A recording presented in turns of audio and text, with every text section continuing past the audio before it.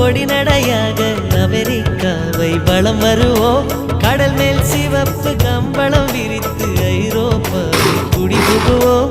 நம் காதலை கவி பாடவே செல்லியின் வைரனின் கல்லறை தோக்கத்தை கலைத்திடுவோம்.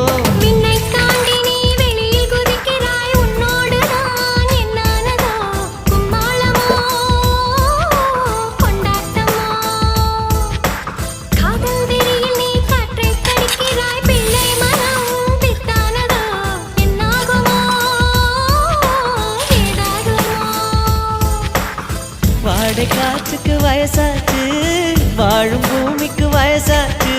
கொடியுகம் போனால் என்ன, காதலுக்கு எப்போதும் வயசாகாது.